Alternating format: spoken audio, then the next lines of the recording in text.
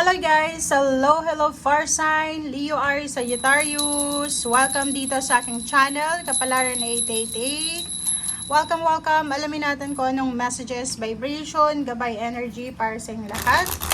Daily tarot reading para sa lahat ng far sign, Leo Aries Sagittarius. Okay, kung may nasabi akong zodiac sign na iba, pwedeng yung zodiac sign na yon ay connected sa'yo or may gusto silang mangyari sa'yo or yun, may magagawin sila para sa'yo or yun, connection.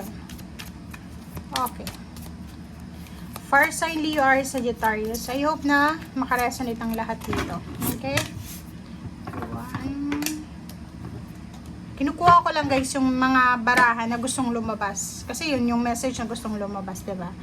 Give back, fire sign, relationships, and then ask. Just ask. Wow.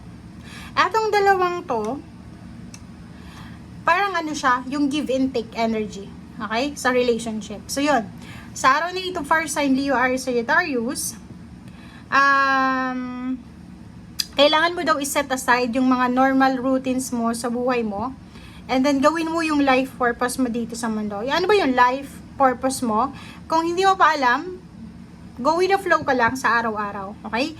So, kung may kakayahan kang mag-give back, okay? So, mag-share ka ng blessings mo. If in case naman na kailangan mo ng tulong, just ask, 'di ba? Just ask help, mag-pray ka sa Panginoon na sana ibigay sa iyo yung tamang tao na pwedeng makatulong sa iyo, and reach out, touch other people's heart or spirit kung may mga kakayanan kayo. Kasi alam niyo ba, sa araw-araw na buhay natin, may mga taong nakangiti sila sa harap natin pero malungkot yung kalooban nila. So since mahilig ka naman mag-share ng blessings mo, mahilig ka naman mag-share ng thoughts mo, ng energy, kung halimbawa may nakikita ka na taong malungkot, share your energy ng kaligayahan, encouragement. If money yung kailangan nila, wala kang pera, suporta, pakinggan mo sila kung ano yung gusto nilang sabihin. Okay? Relationships, wow. So dito sinasabi ng barahan na kung ano yung nararamdaman mo, yun din yung darating sa'yo. Diba? Parang ganun. Sa relationship, kung ano yung ibibigay natin, ganun din yung makukuha natin. Diba? Kung nagmamahal tayo, syempre, pagmamahal din yung makuha natin. Pero kung pagdadamot, syempre, dadamutan din tayo. Okay, just ask. So, dito sinasabi ng baraha sa'yo na yung divine source, your spiritual helpers, loved ones na nasa spiritual world na, guides, angels, sila ay mga team mo. Tinatawag mo siyang team. Okay? Or tinatawag siyang team sa buhay mo. Sila yung pwedeng makatulong sa'yo. Wag nating i-invalidate yung kakayahan nila kasi alam niyo ba yung spiritual helpers, kahit hindi natin sila nakikita, yung mga guides, angels, sobra yung support ang binibigay niyan sa atin. Okay? Tawagin nyo lang, just ask, invoke angels, archangels, pray, God, and then, yun, yung kailangan natin gawin. Okay? Walang imposible kung matatag yung faith mo, kung naniniwala ka. Okay, first sign, Leo Aries Sagittarius. Okay, the moon. So, nakikita ko talaga sa inyo dito, may mga Sagittarius siguro, Leo, na medyo emotional kayo. Sa araw na ito, medyo emotional yung iba. Marami kang kinakatakutan, especially sa usaping financial. Bills, maraming bills na dapat bayaran, maraming mga pwedeng mangyari, natatakot kayo sa posible, mga possibilities. Ang the moon card na to, normally water sign energy siya, so medyo emotional ka. Pwedeng in a relationship ka sa water sign, medyo magiging emotional kayo ngayon. Siguro mayroon kayong mga pwedeng hindi pagkakunawaan na masettle ngayon, or pwedeng may mga collaboration kayo na posibleng nakakaiyak, 'di ba?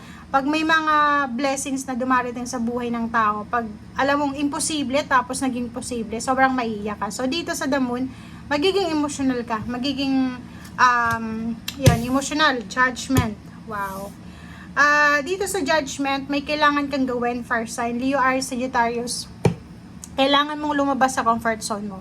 Ano yun? Ibig sabihin yan, lumabas ka sa lugar, specific lugar pag halimbawa hindi ka na masaya sa isang lugar, lumabas ka na. pag hindi ka masaya sa isang relationship, pag-isipan mo kasi yun nga yung sinasabi ng judgment card na to, na walang freedom kang mararamdaman unless naandyan ka pa rin sa lugar kung nasaan ka sa ngayon. Okay? Ang nakikita ko rin sa'yo dito, may takot ka. Okay? Ano ba to? It's either result, physical health result, or pwedeng result siya sa exam, interview, mga board exam or kano pa man, or pwedeng may restrictions, may kapamilya kang nasa loob ng jail or imprisonment talaga siya, stagnation, natatakot para sa hustisya or sa huwes, parang gano'n, sa result ng or outcome. So, comment down below if you resonated dito. So, huwag kang matakot. Hindi ka dapat natatakot kasi yun nga yung sinasabi sa'yo dito ng temperance na to, na kailangan mong maghintay. So, habang naghihintay ka, pray, wag mong aalisan. Alam mo ba yung secret ng abundance is be grateful. Be grateful sa kung anong meron ka sa ngayon. Be grateful sa parating sa iyo. Be grateful sa mga nangyari sa iyo, maganda man or hindi maganda. And habang naghihintay ka kung kailan ibibigay sa iyo ng universe yung para sa iyo, be patient. Okay? Okay, Queen of Wands, freedom talaga. So nakikita ko sa'yo dito na freedom yung sinisigaw mo. Gusto mong makalaya, gusto mong makaalis, gusto mong bumalik sa dati yung buhay mo. Parang pwedeng nag-asawa ng hindi pinag-isipan, so feeling niya suffocated sa relationship, trabaho na hindi pinag-isipan, nag-sign ng contract ng hindi niya pinag-isipan. So medyo suffocated ka. So nakikita ko sa'yo dito na kailangan mo ng pasensya, konting pasensya. And then, yung freedom na to na minamanifest mo, na tinatrabaho mo, parating na siya sa'yo. So, huwag kang matakot. Okay? So, nandito ka, naghihintay ka. Gawin mo lang kung ano yung nararapat. Be kind, be grateful, pray. Prayers, guys. Yun yung ang nakikita ko sa inyo dito, prayers Kailangan yung mag-pray kasi yun lang yung pwedeng, ang Diyos lang ang kabay natin, okay? So, siya lang yung pwedeng magbigay sa atin ng posible sa mga bagay na imposible.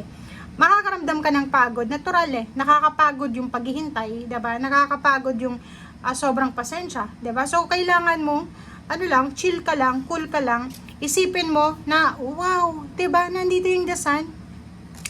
Nandito yung moon and the sun. So, ibig sabihin yan, kung ano man itong hinihintay mong illumination, awakening, success, kasi yung the sun is the most happy tarot card sa tarot deck. So, ibig sabihin, kung ito yung hinihintay mo, na celebration, way out, judgment, freedom, success, abundance, achievement, parating na siya. So, hindi ka dapat nagmamadali. Diba? Celebration. So, sinasabi ng baraha sa'yo dito na may paparating. Pwedeng hindi pa sa ngayon. Pwedeng 3 months from now, October, November, December, or January.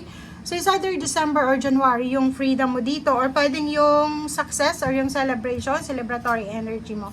And naapaw yung cups mo. So, yun. So, it's a positive reading to para sa'yo na sinasabi na kung nasaan ka mang sitwasyon sa ngayon, i-enjoy mo yung journey mo. Learn from your past, from your lessons, from kung anong leksyon nito. And huwag kang matakot. Alisin mo yung takot kasi itong takot na dinaramdam mo or nararamdaman mo ngayon, is useless siya. Hindi siya makakatulong sa'yo. Enjoy mo lang yung life, diba? Life is short. Be grateful. Ano ba yung meron ka ngayon? Kung buhay ka, malaking bagay yun, sobra. Yung life natin, siya yung pinaka-importante dito sa mundo na ipagpasalamat. Diba? So, yun guys ang sinasabi ng baraha. And yun, i-anticipate mo yung celebration, yung masayang okasyon, or kung ano man yan. Okay? Thank you for watching and see you again. Bye!